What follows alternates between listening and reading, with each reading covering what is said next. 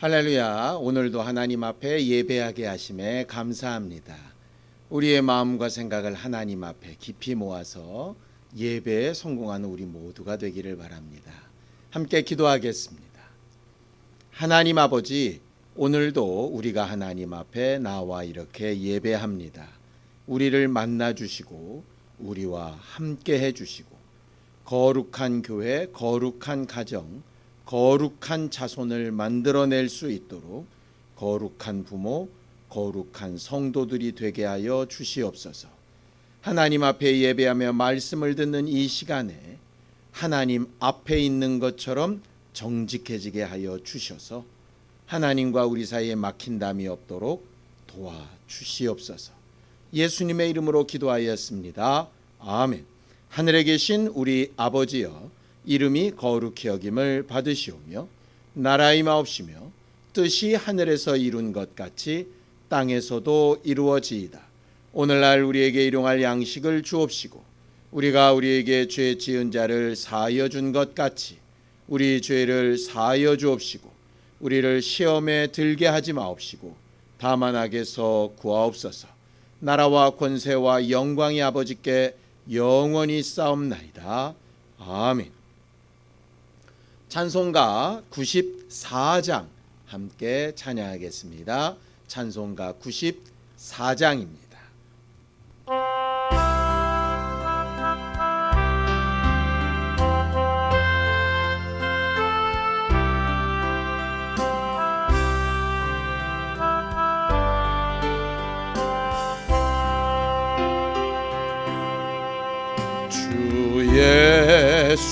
예수보다도 귀한 것은 없네.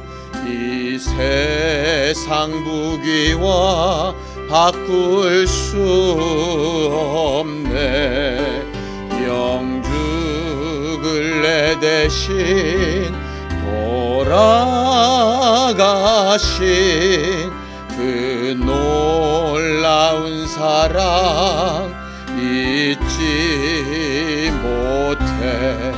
세상 즐거움 다 버리고 세상 자랑 다 버렸네.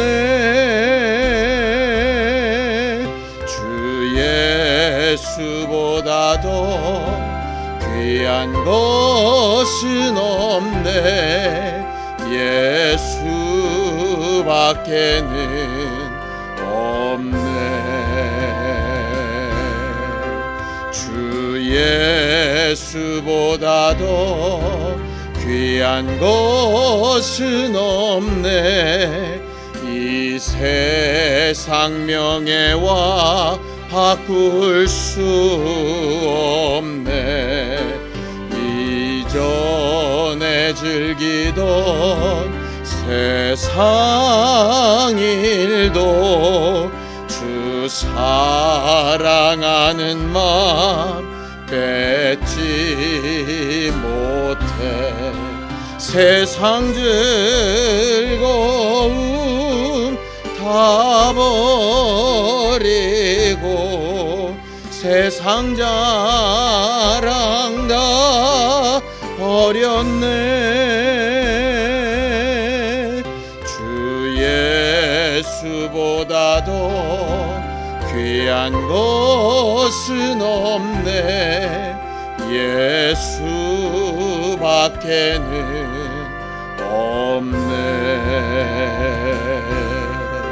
주 예수보다도 귀한 것은 없네. 이 세상 행복과 바꿀 수 없네. 유혹과 핍박이 몰려와도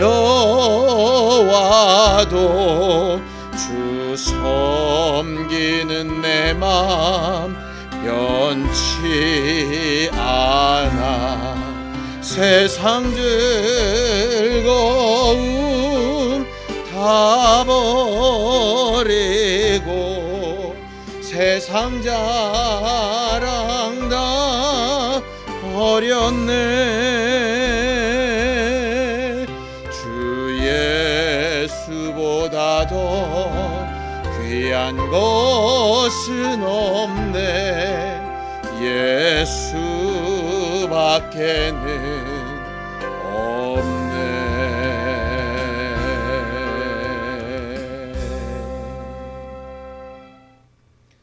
하나님 아버지, 오늘도 우리에게 무엇과도 바꿀 수 없는 예수 그리스도의 은혜가 있는 것과 우리를 사랑하셔서 오늘도 말씀으로 바른 길을 가르치시고 성령으로 감동하고 계신 것을 기억하게 하여 주시옵소서.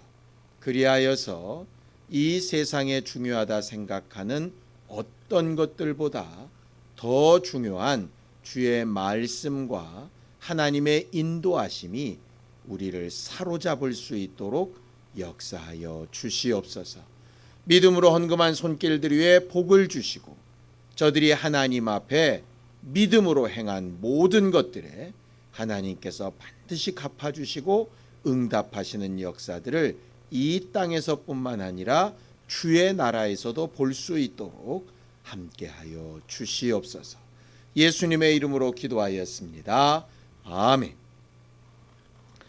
하나님의 말씀은 사도행전 26장 24절에서 32절까지 말씀을 함께 합독하겠습니다.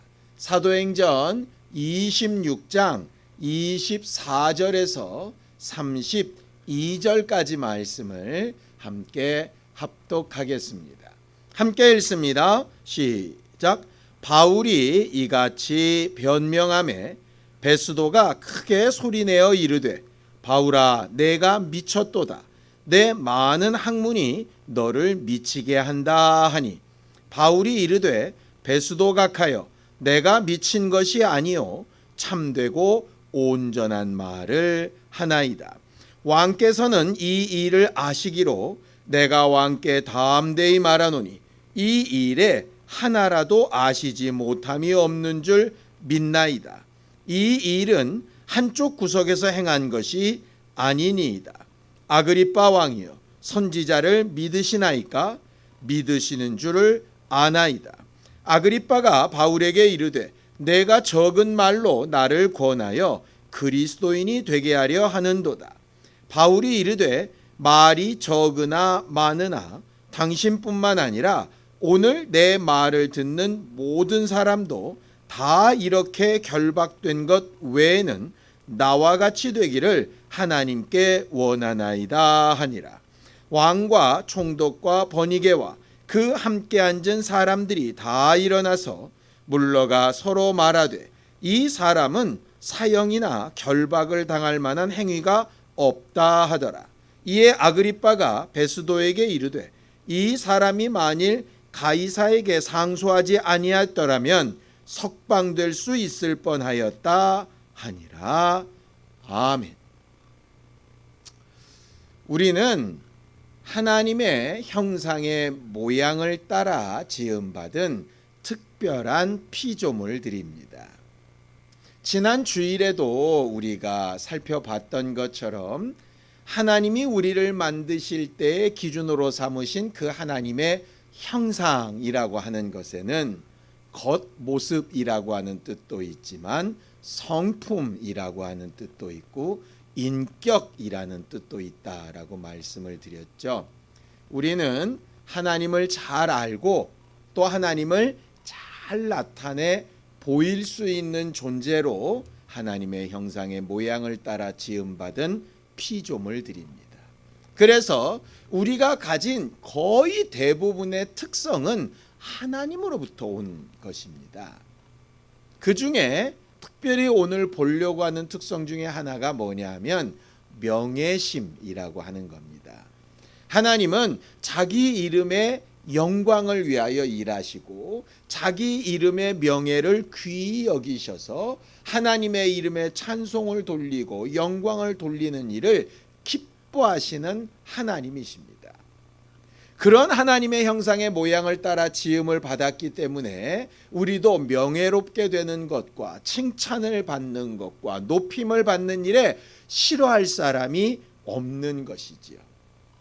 우리는 다 하나님의 특성대로 지음을 받았기 때문에 누가 나를 인정하고 누가 나를 칭찬하고 또 내 안에서 자랑거리가 막 나타나고 남들을 통하여서 내 이름이 막 드러나고 하는 것들을 굉장히 기분 좋아하고 그것을 목표로 삼고 열심히 일하기도 합니다. 그것 자체가 잘못된 것은 아닙니다. 하나님이 주신 기본적인 성품이기 때문에 칭찬받을 만한 일, 칭송받을 만한 일, 영광 받을 만한 일로 열심히 행한다면 당연히 좋은 일이지요.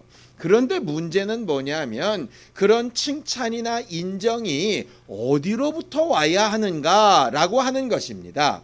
성경은 이렇게 얘기합니다. 고린도후서 10장 18절에 보면 옳다 인정함을 받는 자는 자기를 칭찬하는 자가 아니요 오직 주께서 칭찬하시는 자니라.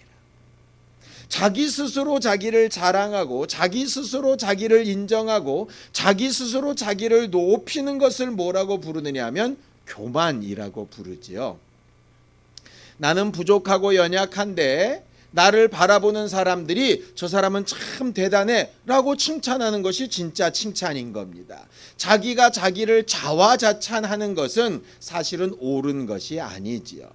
근데 사람들이 왜 자화자찬하게 될까요? 칭찬에 굶주리기 때문이고 영광에 굶주리기 때문입니다. 뭔가 남보다 더 나아 보이고 싶은데 사실은 그렇지 못한 부분들이 있기 때문에 남들이 알아주지 못하는 부분에 대해서 마음이 조급해지고 그것을 막 드러내려고 하는 것이죠.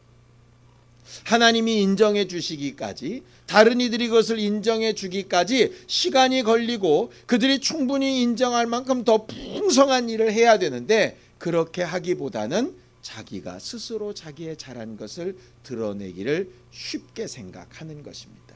이건 어느 누구라도 쉽게 잘못하는 내용이고 실수하는 내용이고 우리가 다 그렇게 살아갑니다. 시간이 가면 갈수록 하나님의 말씀과 하나님의 성품을 더 배우면 배울수록 그런 부분들이 점점 줄어들어야 하겠지요. 그래서 성경은 너희가 만약에 자랑하고 싶다면 너희들이 가지고 너희들이 누리고 너희들이 남들 앞에 드러내고 싶은 것 말고 이런 걸로 좀 자랑해라 라고 이렇게 말씀을 하고 있습니다. 자, 예레미야서 9장 23절에서 24절입니다. 예레미야서 9장 23절에서 24절 함께 읽습니다. 시작. 여호와께서 이와 같이 말씀하시되 지혜로운 자는 그의 지혜를 자랑하지 말라. 용사는 그의 용맹을 자랑하지 말라. 부자는 그의 부함을 자랑하지 말라. 자랑하는 자는 이것으로 자랑할지니 곧 명철하여 나를 아는 것과 나 여호와는 사랑과 정의와 공의를 땅에 행하는 자인 줄 깨닫는 것이라. 나는 이 일을 기뻐하노라. 여호와의 말씀이니라 라고 되어져 있죠. 우리가 하나님으로부터 받은 지혜가 있습니다. 하나님으로부터 받은 힘과 능력도 있고요. 하나님이 허락하신 물질의 부여도 있습니다.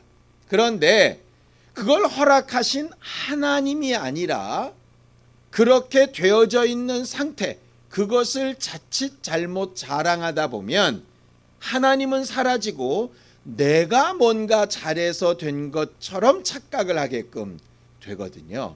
그래서 하나님은 그런 교만한 죄에 빠지지 않기 위하여 내가 무언가 해서 얻은 것처럼 자랑하지 말고 그런 것들을 하게 하신 하나님의 긍휼하심과 하나님의 능력 있으심을 좀 자랑하라. 내가 이것을 기뻐한다 라고 이렇게 말씀하고 있는 겁니다.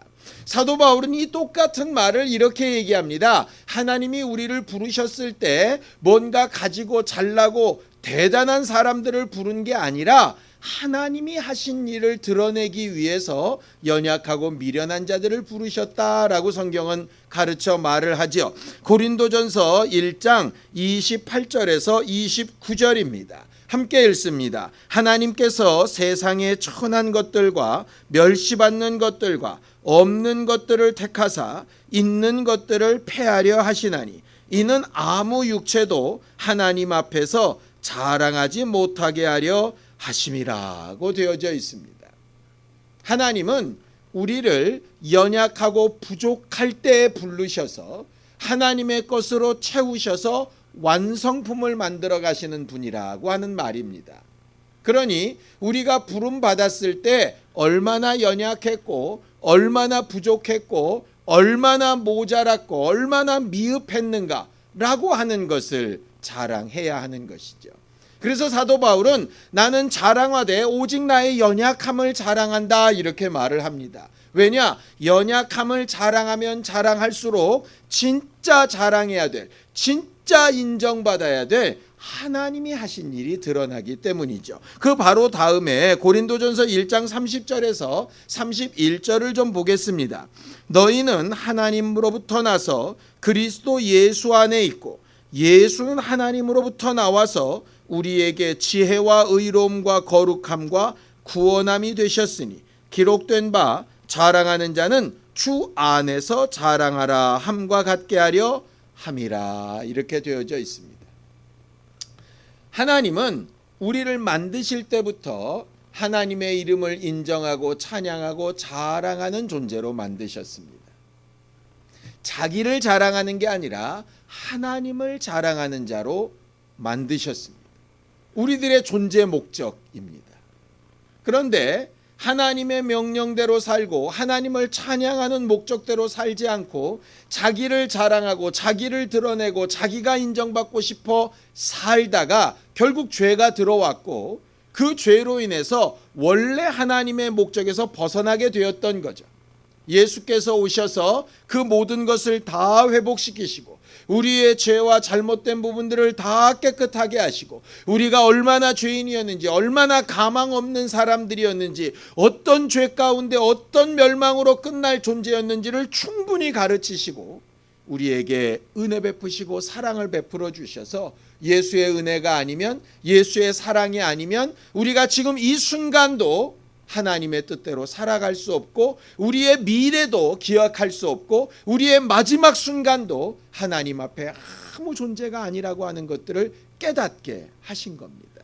신앙생활은 뭐냐? 이 사실을 분명하게 아는 겁니다. 내 안에는 자랑할 것이 하나도 없고 오직 내 안에서 하나님이 하신 일만 나타난다는 거죠.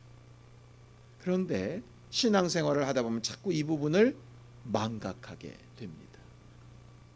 우리나라 속담에도 개구리가 올챙이 쪽을 생각하지 못한다는 말이 있지요. 마치 그와 같이 처음에 은혜 받고 처음 예수 믿고 처음 직분을 받고 처음 하나님의 사람이 되고 처음 내가 은혜 받은 감격에 몸부림치고 성령을 받고 기도의 응답을 받고 할 때는 오직 하나님만, 오직 나에게 사랑 베푸시고 응답하신 하나님만, 오직 나를 이 자리까지 이끌어 주신 하나님만, 그 하나님만 찬송하며 감사하며 삽니다. 마치 이스라엘 백성이 애굽에서 나와서 처음 광야 생활할 때 매 순간 매 순간이 이적이고 매 순간 매 순간이 하나님이 하셨습니다가 계속해서 고백되어지는 삶이었던 것처럼 말입니다. 그런데 시간이 가면 갈수록 어느덧 뭔가 된 것처럼, 그럴 만한 자격이 있는 것처럼, 이 정도는 내가 누려도 되는 것처럼, 이 정도는 인정을 받아야 되는 것처럼, 어느 정도는 칭찬을 받고 어느 정도는 남들보다 낫다는 평가를 받아야 되는 것처럼 착각을 하게 되는 거죠. 그렇게 되는 순간에 우리 안에 은혜는 점점 사그러들고 우리 안에 또다시 죄악이 스물스물 올라오게 됩니다. 예수님 시대에 바리새인이나 서기관들이나 제사장들이 왜 그렇게 예수를 죽이는 일에 혈안이 되었을까? 자기들이 가지고 있는 지식, 자기들이 가지고 있는 경험, 자기들이 가지고 있는 위치가 예수보다 훨씬 나아서 당연히 존중받고 자랑할 만한 것이어야 하는데 예수는 그들의 믿음에 대해서 잘못됐다고 얘기하시고 그들의 외식에 대해서 질책하시고 그들이 가진 지식이 미흡하고 잘못된 것을 지적하시고 예수를 알지 못하면 하나님을 알지 못하는 것이라고 이야기하니까 그들이 지금껏 자랑하며 자기들을 지탱해 왔던 것들이 한꺼번에 무너졌기 때문이었던 겁니다. 어떤 사람은 자기의 명예가 자기를 지탱하는 힘이 되다가 그것이 무너지게 되면 자살하게 됩니다. 어떤 사람은 돈이 자기를 지탱하는 힘이 되고 자랑거리였다가 그것이 사라지게 되면 목숨을 끊는 경우도 생기죠. 어떤 경우는 자식이, 어떤 경우는 배경이, 그 모든 것들이 자기의 자랑거리였다가 그것들이 사라지게 되면 다 무너지고 인생이 끝난 것처럼 여겨질 때가 있습니다. 예수를 제대로 믿는 사람들, 제대로 된 신앙인들이 어떤 낙심이나 어떤 실망이나 어떤 어려움 가운데서도 아주 엎드러지거나 상하지 않고 다시 일어나는 이유는 뭡니까? 우리가 처음부터 부름을 받았을 때 연약한 가운데, 아무것도 아닌 가운데, 자랑할 것이 없는 가운데 부름을 받았기 때문입니다. 처음부터 죄인이었기 때문입니다. 그런데 목사도 여러분들도 어느 틈엔가 본인이 죄인이었다는 사실, 오직 은혜로 새롭게 되었다는 사실, 하나님을 알고 믿고 여기까지 온 것이 내 힘이 아니라 하나님이 나를 살리시고 도우시고 채워주셔서 여기까지 왔다는 사실을 어느 순간에 망각하고 내가 그래도 이런 사람인데 라고 하는 것 때문에 넘어지게 되는 것이죠. 우리는 일생 살아가면서 많은 것들을 자랑합니다. 또 칭찬받기를 좋아합니다. 잘못된 거 아닙니다. 그런데 자랑하고 칭찬받고 싶어하는 대상이 뭔가라고 하는 거죠. 하나님이 기뻐하시고 인정할 만한 것인가? 아니면 그저 내 마음에 드는 것인가? 다른 사람에게 소망을 주고 기대감을 주는 것인가? 아니면 다른 사람에게 절망감과 비교의식을 주고 있는 것인가? 이겁니다. 하나님이 우리에게 바라시고 원하시는 건 하나님이 하신 일, 예수의 은혜, 예수께서 나를 통하여 드러내신 일들만 자랑하기를 원하시는 겁니다. 우리는 그렇게 자랑하는 성도, 그렇게 자랑하는 교회들이 되기를 예수님의 이름으로 축원합니다. 오늘 성경 본문으로 돌아가면 바울이 아그리빠 왕과 베니게와 또 베스도 총독 앞에서 이렇게 자기를 변명한 내용, 다음 얘기가 나옵니다. 바울이 정말 강력하게 자기의 믿음을 또 이야기했더니 베스도 총독이 이렇게 얘기하죠. 사도행전 26장 24절에 보면 바울이 이같이 변명하며 베스도가 크게 소리내어 이르되 바울아 내가 미쳤도다. 내 많은 학문이 너를 미치게 한다 했습니다. 베스도는 바울의 간증에서 이런 부분을 들었던 것 같습니다. 나는 가말리엘의 문파였고 유대인 중에 바리새인 중에 바리새인이었고 나름 훌륭한 가문에서 살았고 이런 부분 말입니다. 사실은 바울은 그걸 자랑하려고 했던 게 아니거든요. 나름 열심히 있고 나름 가졌다고 생각했는데 하나님을 향한 열심이 굉장히 특심했다고 생각했는데 결국 내 삶의 결과를 보니 하나님을 대적했던 것이었고 예수를 잘 믿는 사람들을 잡아 죽이는 일을 했었더라. 그러다가 내가 눈도 보이지 않고 완전히 절망 가운데 빠져서 아무것도 할 수 없는 존재가 되었을 때 예수께서 나타나셔서 나에게 저항치 말라 하시고 나를 이끌어서 여기까지 오게 하셨다라고 하는 걸 자랑했단 말이에요. 그런데 베스도는 그렇게 낮아졌던 바울의 모습 말고 바울이 공부 많이 하고 좋은 가문에서 많은 일을 행했던 그 열심내었던 때와 지금의 때만 그냥 비교해서 저가 공부를 많이 했으니 이렇게, 저가 좋은 가문에 태어났으니 이렇게 라고 해석을 하고 있는 겁니다. 바울은 과거 얘기를 한 것은 과거에 자기가 자랑할 만했던 모든 것들이 사실은 아무 쓸모 없었다라고 하는 것이었고 그 쓸모없는 가운데 예수의 복음이 나를 이렇게 살렸다라고 말하는 것이었는데 듣는 베스도 입장에서는 자기가 중요하게 여기는 대로만 들었던 거죠.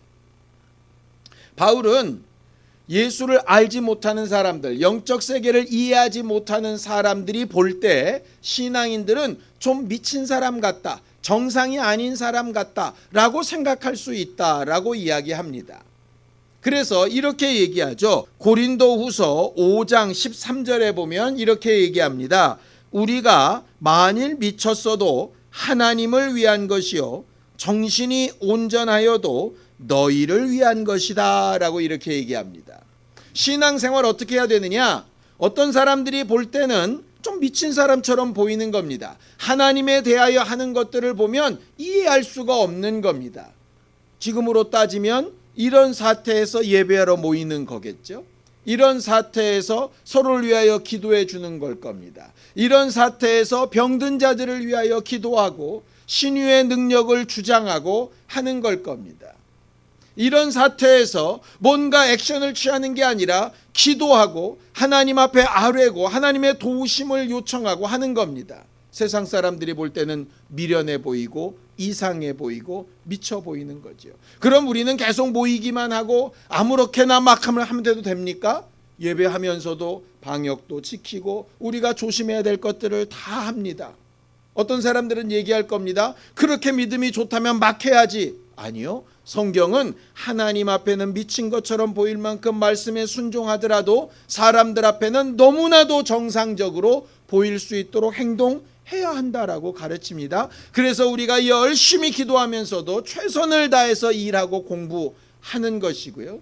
우리가 신유의 능력을 의지해서 많이 기도하고 서로 마음을 합치지만 또 조심해야 될 부분들은 조심하는 것입니다.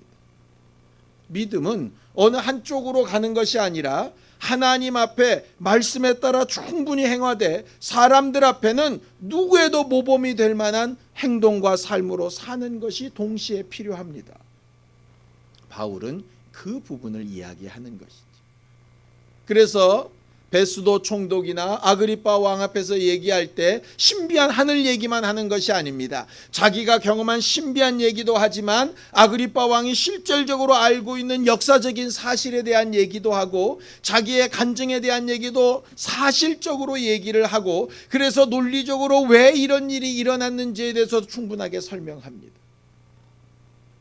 믿음은 막무가내로 하는 것이 아닙니다. 물론 모든 것이 다 논리로 설명되는 것도 아닙니다. 우리가 믿는 믿음에 대해서는 정말 신령한 것을 구하되 설명하고 또 증거하고 나타내는 삶 가운데서는 대단히 이성적이고 똑바른 것들을 올바르게 나타내고 전해야 하는 것이죠. 우리는 우리가 얼마나 열심히 살았는지를 자랑하려는 게 아닙니다. 당신들에게 이상하게 보이지 않기 위해서 우리도 똑같은 연약한 사람이라는 것을 보이기 위해서 최대한 노력하나 당신들과 우리가 다른 점은 하나님이 도우시고 채우시고 완성시키시는 데에 있다라고 고백하려고 힘쓰고 애쓰고 고백하고 자랑하는 겁니다. 두 번째, 아그리빠는 바울의 전도를 듣고 이렇게 얘기를 하죠. 26장 28절입니다. 아그리빠가 바울에게 이르되 내가 적은 말로 나를 권하여 그리스도인이 되게 하려 하는도다. 아그리빠가 누굽니까? 그 당시 이스라엘의 왕입니다. 그 당시 이스라엘의 왕은 대제사장을 임명할 수 있는 권리를 로마로부터 받은 사람입니다. 유대의 율법에 대해서도 종교의 지도자를 세우는 일에 대해서도 전권을 가지고 있는 게 이스라엘의 왕입니다. 예수에 대해서도 알고 선지자에 대해서도 잘 압니다. 그런데 문제는 뭡니까? 대제사장을 세울 수 있는 권위가 있어도 예수에 대해서 알고 선지자에 대해서도 알아도 하나님을 믿는 믿음이 없으면 아무 소용이 없는 겁니다. 머리로 알고 많이 들었고 권리를 가졌고 행동하고 있다고 그 사람이 신앙인이라는 얘기는 아닙니다.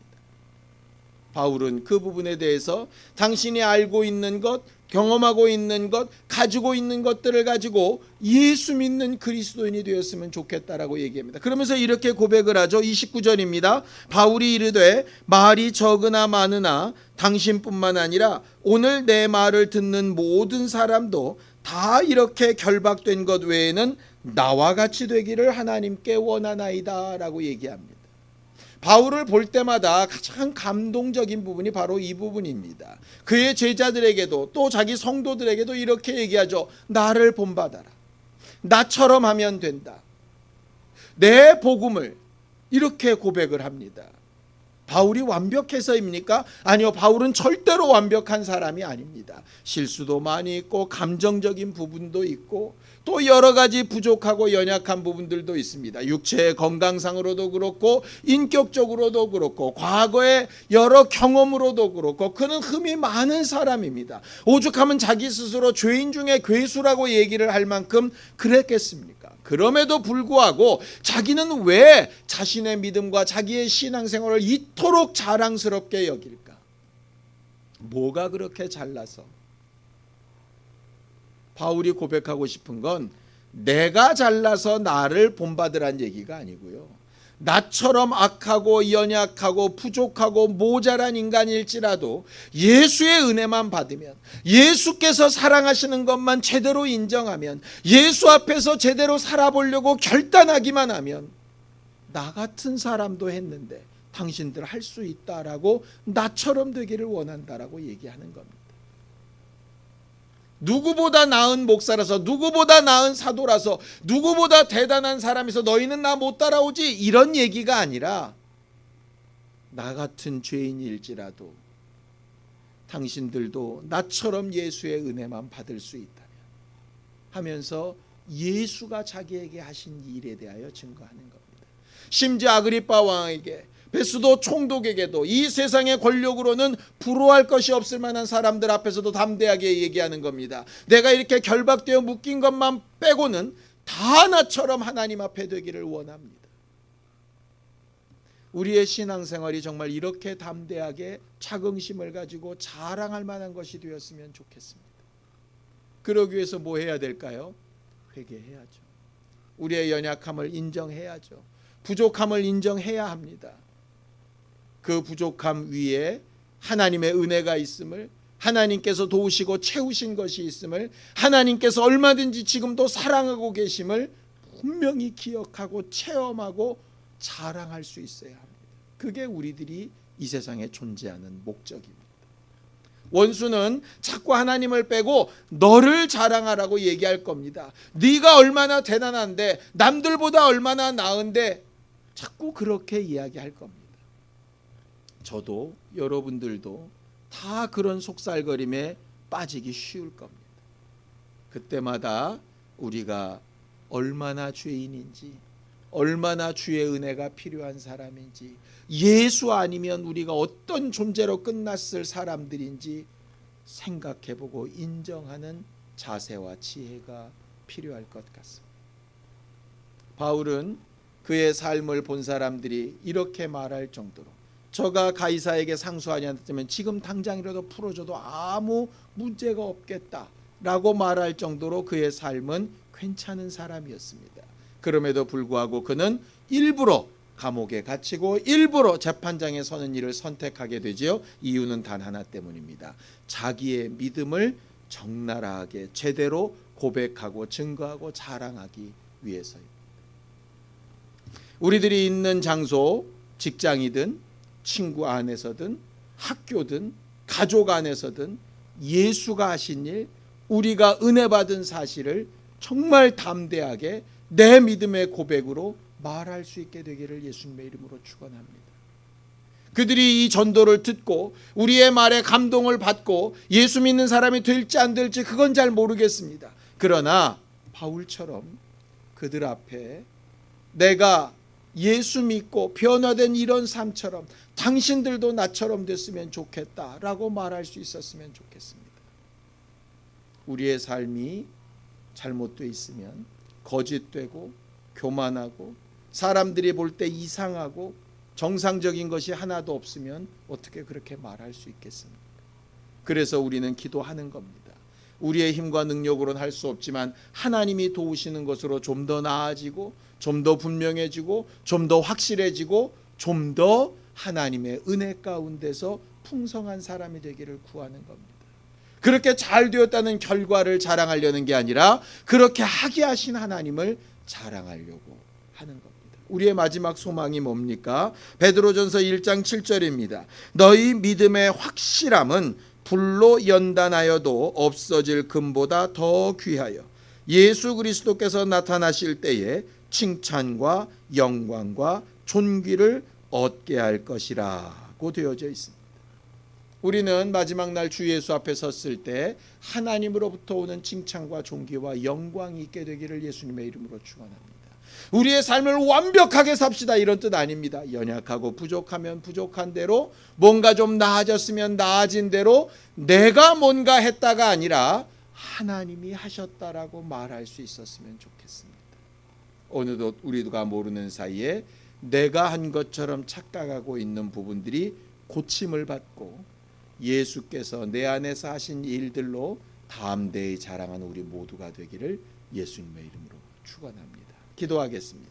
하나님 아버지, 우리를 도우셔서 하나님께서 우리 위하여 하신 일들을 더 깊이 더 분명히 알고 분별할 수 있는 지혜와 명철과 영감이 있게 하여 주시옵소서.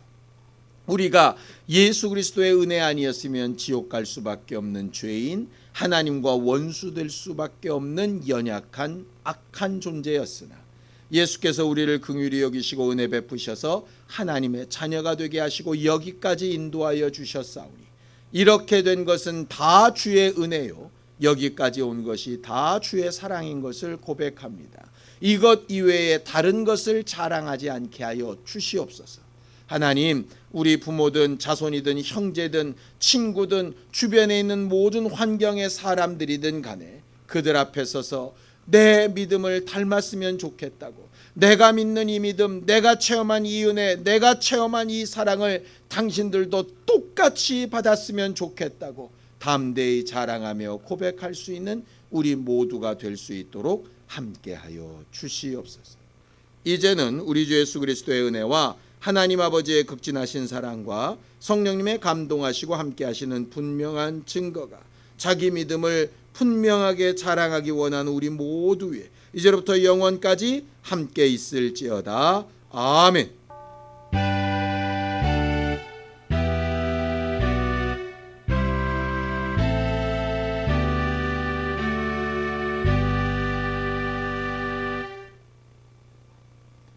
우리 예배 받으신 하나님 앞에 감사하며 예배 마치겠습니다. 감사합니다.